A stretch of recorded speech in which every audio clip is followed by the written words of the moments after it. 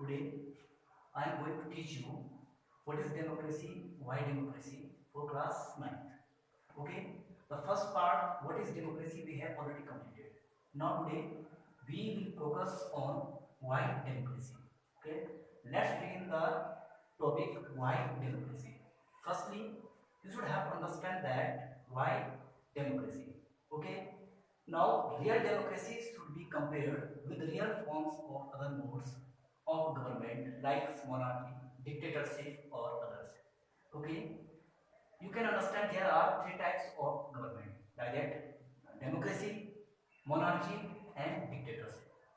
You can understand very clearly what is the difference between democracy, monarchy and dictatorship. In monarchy, all the decision may be taken by the king, and in dictatorship, all the decision may be taken by the ruler. Okay, nobody can go against both of these, like monarchy and dictatorship. But in democracy, all the citizens of the country go against if there are any bad decisions, if there are any maybe wrong decision is taken by the government, you can go against them. Okay, to understand it better, arguments in favor and against democracy are as follows.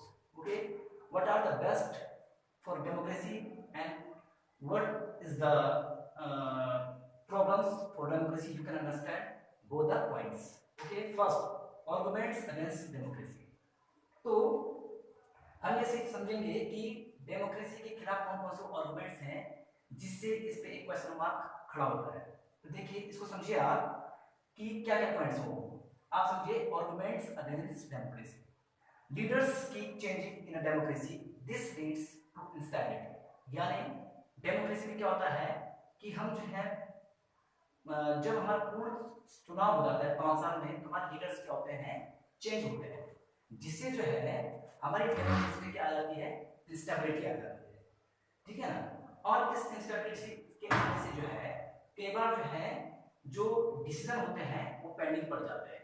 Next है, democracy is all about political competition and power play, there is no scope for morality. तो democracy में क्या होता है, normally आपने देखा होगा जब भी आप इलेक्शन देखते होंगे उसमें एक पावर प्ले, ठीक है ना, और एक पॉलिटिकल कंपटीशन। पॉलिटिकल कंपटीशन है और जो पावर प्ले है इसमें किसी भी प्रकार की जो है एक मॉरलिटी नहीं रह जाती है। ठीक है ना। कोई भी जो लीडर्स है अपनी सीट बचाने के लिए या अपने आप को जो है विन करने के लिए जो है किसी भी स्टेज तक जा सकता है। नॉर्मली आपने ये कई बार इलेक्शन में देखा होगा, जब कोड ऑफ कंडक्ट होता है उस दौरान कई बार सुना होगा कि जो है इस लीडर ने ये कर दिया, इस लीडर ने वो कर दिया। तो सारी चीजें क्या है, वो क्वेश्चन मार्क करके खड़ा डेमोक्रेसी के।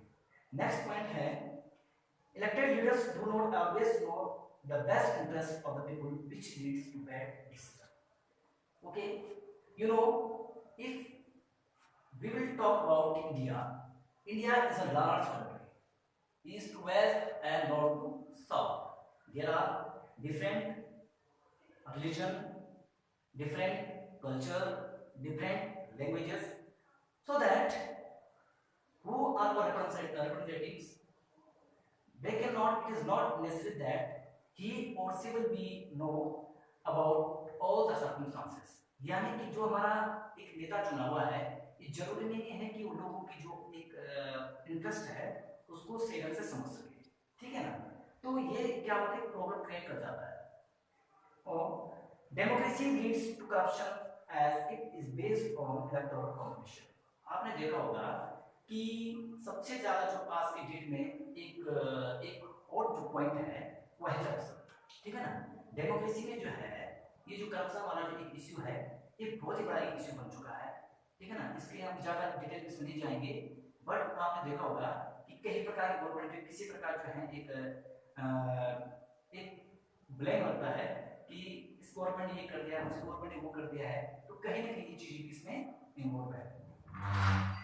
Next point, ordinary people do not know that what is good for them, they should not decide anything।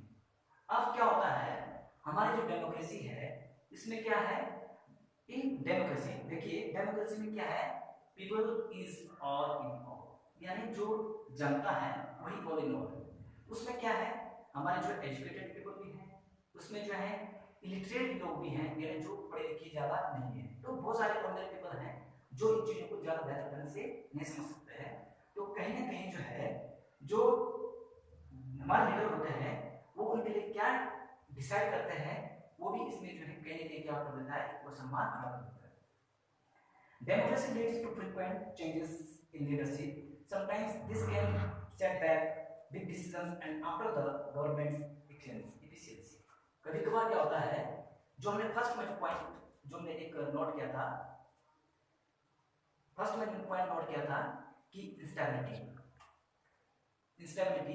और इस स्टेबिलिटी का एक कारण ये भी है, कभी कभार क्या होता है जब कोई डिसीजन लिए जाते हैं, बाय द वे कभी कभार क्या होता है, हमारे जो लीडरशिप चेंज हो जाते हैं या जो डिसीजन पेंडिंग पड़ जाते हैं, उससे वो चीजें क्या होता है प्रोसेस में पूरी नहीं हो पाती है, ठीक है ना। एंड नेक्स्ट है, democracy is not a magical solution for all problems, और ये हम सोचे हैं कि हमारा कंट्री डेमोक्रेटिक है और वो सारी समस्याओं का जो एक मैजिकल सॉल्यूशन है, इट इज नॉट पॉसिबल, ठीक है ना। इसके लिए हमें क्या करना पड़ेगा, वेट एंड वॉच, यानी जो भी गवर्नमेंट आती है, जो अपना मैनिफेस्टो में जो डिसीजन लेती है, उसके लिए हमें क्या करना पड़ेगा, वेट करना पड़ेगा। तो ये सारे पॉइंट्स हैं जो डेमोक्रेसी के जाते हैं, यानी अब इसका हम एक एग्जांपल देंगे आपके पास कि comparing democracies of India and China, ठीक है ना।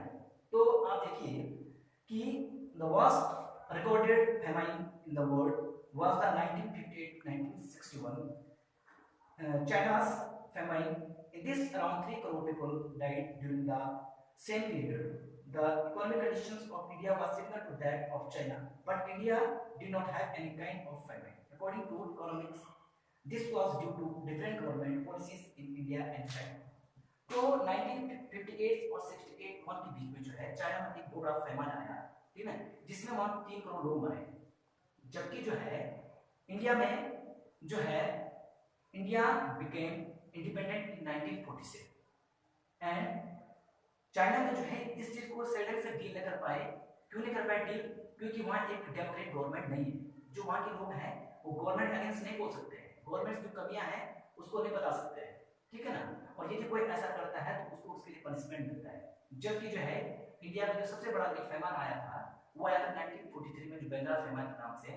But after independence India never face such types of famine, क्योंकि यहाँ पे क्या है डेमोक्रेटिक गवर्नमेंट है, और इस डेमोक्रेटिक गवर्नमेंट का जो आपने आज तक देखोगा कि आज तक एक कोविड-19 का जो एक जो है एक दौर चल रहा है, और इस समय देखो आपने गवर्नमेंट जो इंडियन गवर्नमेंट को जो है पूरे वर्ल्ड में जो है सबसे बेहतरीन माना गया है, इस प्रकार से उसको लीड कर रही है, क्योंकि यहाँ क्या है डेमोक्रेसी है। और डेमोक्रेसी में क्या है कि जो है गवर्नमेंट की जो है एक बेसिक एक रिस्पॉन्सिबिलिटी है, वो डायरेक्टली इनडायरेक्टली लोगों के हित को ध्यान में रखेगी, ठीक है ना। और कई सारे देशों की स्थिति बहुत खराब हो गई है, जबकि इंडिया ने इसको काफी अच्छे ढंग से क्या किया है, फेस किया है। तो ये सिर्फ इसी कारण से हो पाया है क्योंकि यहाँ पे एक जो है इंडिया एक बड़ा जो है डेमोक्रेटिक कंट्री है। तो अब हम पढ़ेंगे कुछ पॉइंट्स इसके बारे में, आर्गुमेंट्स फॉर डेमोक्रेसी। डेमोक्रेसी के लिए कौन कौन से आर्गुमेंट्स हैं जिससे हम ये कह सकते हैं कि democracy is better then monarchy, dictatorship और अदर्स, यानी जो भी अन्य फॉर्म है गवर्नमेंट के उससे सबसे बेहतरीन क्या है, डेमोक्रेसी। तो democracy is better than any other form of government in responding to the needs of the people. A democracy requires that the rulers have attend to the needs of the people। यानी democracy में क्या होता है, जो हमारे ruler होते हैं उसको जो है कैसे भी अपने लिए जो है जो उसकी जो लोग हैं, जो उसकी जो कॉन्स्टिट्यूएंसी है उसके लिए काम करना ही पड़ेगा। यदि वो ऐसा नहीं करता है तो नेक्स्ट चांस क्या होगा, जब इलेक्शन होंगे तो लोग उसको नहीं चुनेंगे, ठीक है ना। तो इसलिए क्या करेगा, उसको काम करना ही पड़ेगा यदि उसको पॉलिटिक्स में रहना है तो। नेक्स्ट पॉइंट है, a democratic government is the more accountable form of government. तो you have already know about monarchy, dictatorship. तो इसमें आपने देखा है कि राजा जो बोलेगा वही सक्सेस होगा। डिक्टेटरशिप में जो डिसीजन जो है you have already know about Hitler. तो जो ये लोग बोलेंगे उसके अगेंस्ट कोई नहीं जाएगा, जो जाएगा उसको पनिशमेंट होगा। तो डेमोक्रेसी क्या है, इन सबसे बेहतरीन एक हमारे पास क्या है, विकल्प है। Next, a democracy provides a method to deal with differences and conflicts. Only a democracy, different peoples can live with one another peacefully in a diverse country like India. आपने देखा होगा कि India is the large diverse country, यानी भारत में जो है अनेक प्रकार के धर्म के लोग रहते हैं, अनेक प्रकार के संप्रदाय के लोग रहते हैं, भाषाई, ठीक है ना, कल्चर। तो डेमोक्रेसी में ये पॉसिबल है, ये सारी चीजें हम क्या कर सकते हैं, एक साथ रह सकते हैं। अलग फॉर्म ऑफ गवर्नमेंट में ये चीजें पॉसिबल नहीं, कहीं ना कहीं जो है वहाँ पे जो है आपका जो है मेजोरिटी और माइनॉरिटी वाला जो एक पॉइंट्स आ जाता है, जबकि जो डेमोक्रेटिक गवर्नमेंट में यहाँ इस चीज की चीजें नहीं होगी। आपने देखा होगा जो माइनॉरिटीज हैं या किसी प्रकार से जो समाज में जो है जो लोग जो है इनसिक्योर है, उसको हमारे कॉन्स्टिट्यूशन ने जो है कहीं ना कहीं जो उनको क्या दे रखा है, थोड़ा बैकअप दे रखा है कि आपका किसी प्रकार से जो है एक्सप्लॉइटेशन नहीं हो सकता है। Democracy enhances the dignity of citizen. In democracy, the poorest and the least educated have the same status as the rich and the educational. आपने देखा होगा कि डेमोक्रेसी में जो है हमारे पास जितने भी फंडामेंटल